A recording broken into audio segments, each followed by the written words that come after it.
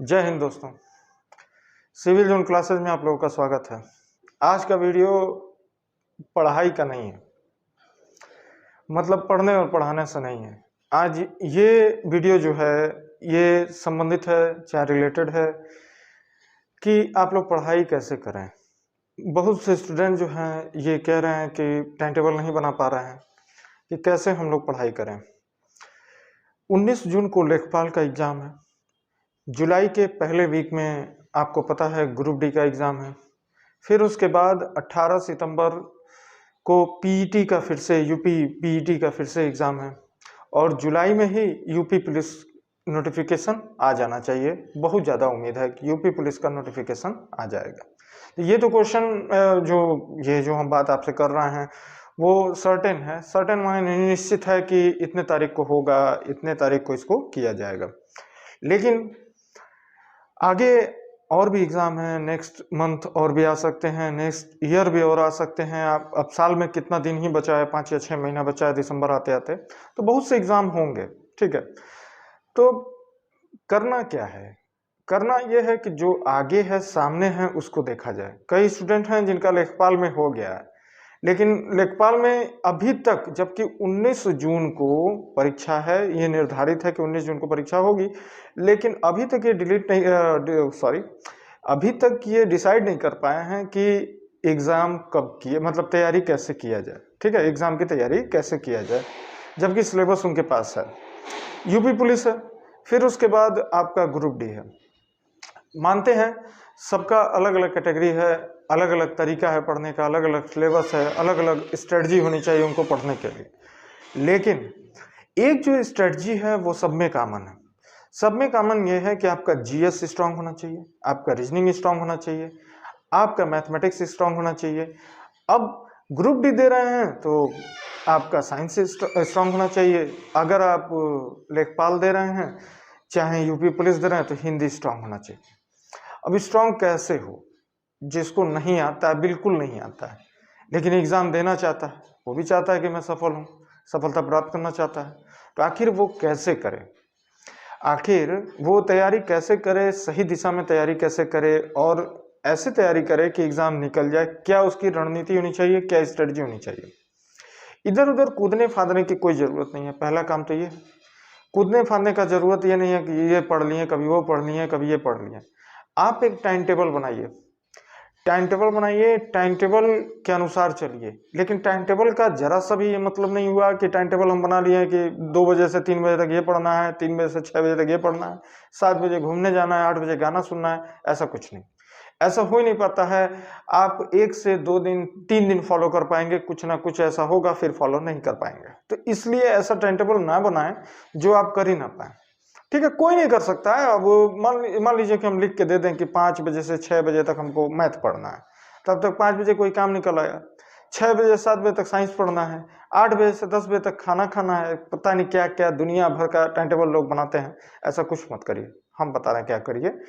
2 महीने के अंदर आपकी तैयारी हो जाएगी। अगर ये लेखपाल का एग्जाम देना है और ग्रुप डी देना है तो दिन आपके पास 1 महीना है लेखपाल के लिए और 40 या 42 दिन है ग्रुप डी के लिए, क्योंकि ग्रुप डी जुलाई फर्स्ट वीक से उसका नोटिफिकेशन आ जाएगा। आपको पता है नोटिफिकेशन धनाधन आ रहा है। ठीक है, तो कैसे हम लोग इसको पढ़ें, कैसे हम लोग करें? सबसे पहला काम, आप लूसेंट उठाइए।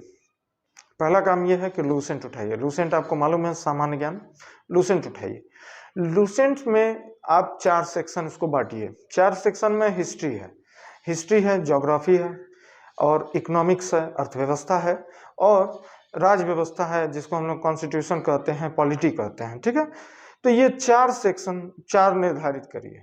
तो 4 में निर्धारित ये करिए कि जैसे हिस्ट्री सबसे पहले उठाइए, तो हिस्ट्री उठाइए तो सोचिए कि हम 4 दिन के अंदर हिस्ट्री समाप्त कर देंगे।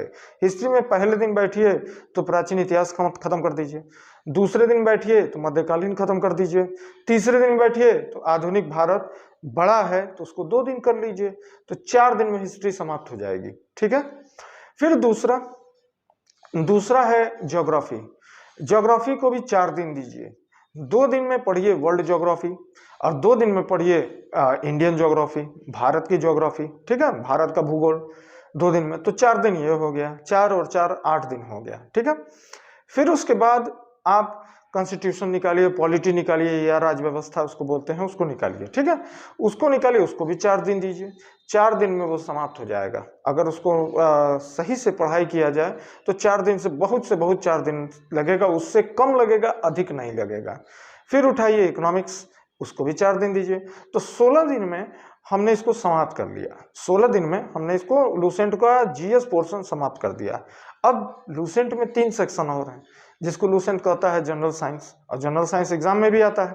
तो जनरल साइंस में 3 सेक्शन है, केमिस्ट्री, बायोलॉजी, फिजिक्स। तो सबसे पहले फिजिक्स उठाइए, फिर उसके बाद केमिस्ट्री उठाइए, फिर उसके बाद बायोलॉजी उठाइए। तो 4 और 3 7, सबको हम चाहें तो 28 दिन में समाप्त कर दें। यानी हम लोग लूसेंट जो है 28 दिन में समाप्त कर सकते हैं, अगर लूसेंट रोज 3 से 4 घंटा पढ़ें तो, अधिकतम 3 से 4 घंटा, ठीक है।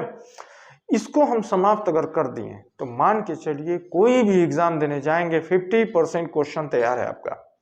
और अगर मेरी बात सच ना लगे तो आप कोई भी किसी भी परीक्षा का, किसी भी एग्जाम का पेपर उठाइए और लूसेंट से देखिए और पेपर का जीएस देखिए। अगर वन डे एग्जाम है, वन डे एग्जाम माने एक दिन में ही एग्जाम जो समाप्त होता है, अगर है, ठीक है ना, तो वो एग्जाम अगर लूसेंट से नहीं आया हो तब कहिएगा। हर एग्जाम में लूसेंट से 50% क्वेश्चन हल हो जाएंगे। बच्चे पढ़ नहीं पाते हैं, स्ट्रेटजी नहीं बना पाते हैं, स्टूडेंट जो होते हैं घूमते रहते हैं, ये पढ़ लेंगे, वो पढ़ लेंगे, इनसे पढ़ लेंगे, उनसे पढ़ लेंगे, ये ऑनलाइन, फिर ऑनलाइन, ये सब जो कर रहे हैं करिए, मैं मना नहीं कर रहा हूँ, लेकिन जो मैं बोल रहा हूँ वो करिए। 28 दिन के अंदर आपका समाप्त हो जाएगा, ठीक है। मैं कितना बोला हूँ, 2 से 3 घंटा, 2 से 3 घंटा या 3 से 4 घंटा, उससे अधिकतम 3 घंटा तो अधिकतम है, ठीक है ना। बहुत से लोग हैं, अपनी अपनी क्षमता होती है, अपनी अपनी कैपेसिटी होती है। कोई होता है कि 1 घंटा में बहुत ज़्यादा पढ़ लेगा, कोई होता है 3 घंटे तक नहीं पढ़ पाता है। तो it will be depend on your capacity, ठीक है। तो इसमें हम कुछ नहीं कर सकते हैं, लेकिन औसतन एवरेज स्टूडेंट भी रहेगा तो 3 साढ़े 3 घंटा का रोज पढ़े तो 28 दिन में लूसेंट समाप्त हो सकता है। पहला ये हो गया। मैथमेटिक्स में ये तय करिए कि सारा क्वेश्चन, यानी सारा क्वेश्चन का मतलब ये, सारा जो चैप्टर दिया हुआ है वो मत पढ़िए। हर मैथ के किताब में 15-16 चैप्टर होता है, लेकिन अगर ये देखें तो केवल और केवल 10 चैप्टर ही आते हैं, ठीक है। 10 चैप्टर से ही 70 से 75% क्वेश्चन आते हैं, ठीक है। तो इधर उधर घूमने का जरूरत नहीं है। बहुत से बच्चे होते हैं बार बार कोशिश करते हैं कि हम लोग स्ट्रांग क्वेश्चन हल करेंगे, मुश्किल क्वेश्चन हल करेंगे।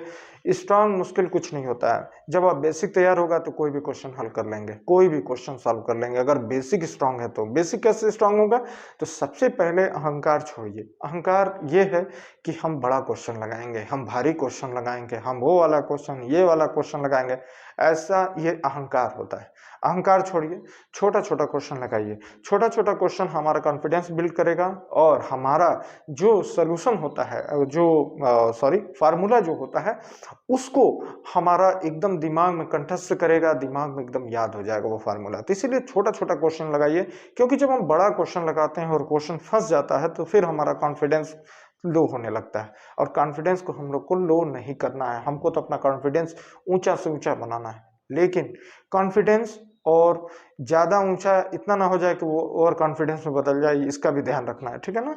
तो छोटा छोटा क्वेश्चन लगाइए। तो छोटा छोटा क्वेश्चन कैसे लगाएं, हर दिन 10 चैप्टर होते हैं, 10 चैप्टर हम नाम गिनवा देंगे और डिटेल में हम बताएंगे, मैथमेटिक्स वाले में हम और डिटेल्स अगले वीडियो में बताएंगे।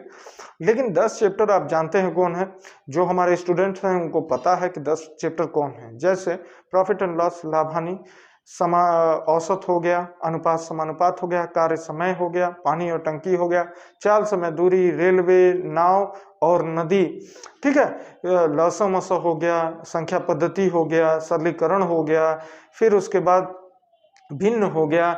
ऐसे ऐसे चैप्टर हैं। तो ये 10 चैप्टर ऐसे हैं कि जिनको अगर हम बढ़िया से तैयार कर लें, कायदे से तैयार कर लें, तो कोई रोक नहीं सकता है कि 70-75% क्वेश्चन हल हो जाएगा। अगर नहीं हुआ तब कहिएगा। अब अगला जो पोर्शन बच रहा है रीजनिंग का है। रीजनिंग जितना प्रैक्टिस करेंगे उतना बेहतर होगा। तो रीजनिंग क्लास में रोज हम लोग सॉल्व करते हैं। ऐसा कोई भी स्टूडेंट नहीं होगा जो क्लास हमसे ऑफलाइन करता है उसको ना पता हो कि रीजनिंग में वो कमजोर हो, क्योंकि इतना ज़्यादा हम लोग प्रैक्टिस करते हैं रीजनिंग में कि रीजनिंग कुछ है नहीं, रीजनिंग में ऐसे हमारे पास बहुत लड़के हैं 100% क्वेश्चन सॉल्व कर चुके हैं, ठीक है ना, 100% क्वेश्चन सॉल्व कर चुके हैं एसएससी में। और एसएससी से डिफिकल्ट रीजनिंग हमको नहीं लगता है कि और किसी चीज में आता है। मैं मानता हूँ कई स्टूडेंट्स कहेंगे कि सर यूपीएसआई का रीजनिंग जरा देख लीजिएगा, चाहे वीडियो का रीजनिंग देख लीजिएगा। ठीक है, वो अपवाद है, उसको अपवाद में रख सकते हैं, लेकिन जो सामान्य जो एग्जाम होते हैं वो रीजनिंग उसमें जो आएगा वो वही आएगा जो जनरल कैटेगरी का आएगा। तो उसको हम लोग सॉल्व कर सकते हैं किताब से। रीजनिंग का अगर किताब है तो उसको हल करिए, रीजनिंग के बुक से हम लोग उसको हल करेंगे। अब 3 सेक्शन हो गए, चौथा सेक्शन है हिंदी।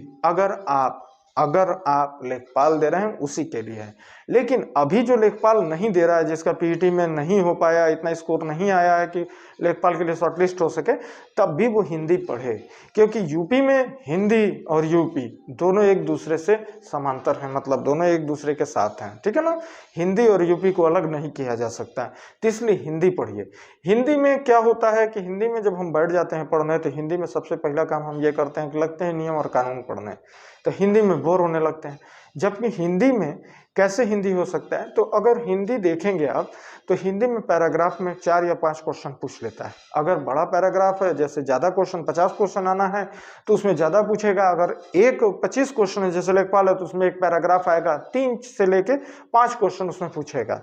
मुहावरा पूछेगा, फिर उसके बाद समानार्थी पूछेगा, विलोम पूछेगा, ठीक है, अनेक शब्दों के एक शब्द पूछेगा, ठीक है। जब इतना हम तैयार कर लेंगे तो फिर उसके बाद बहुवचन, जो लिंग है, प्रत्यय है, ठीक है ना, ये सब चीजें हम बाद में तैयार करें। बाद में कहने मतलब ये नहीं कि 1 साल बाद तैयार करेंगे, बाद में ये है कि पहले मुहावरा तैयार कर लें, एक वर्ड का कई वर्ड जो आता है उसको तैयार कर लें, और पैराग्राफ आप निकाल लेंगे, पैराग्राफ कर लेंगे, ठीक है ना।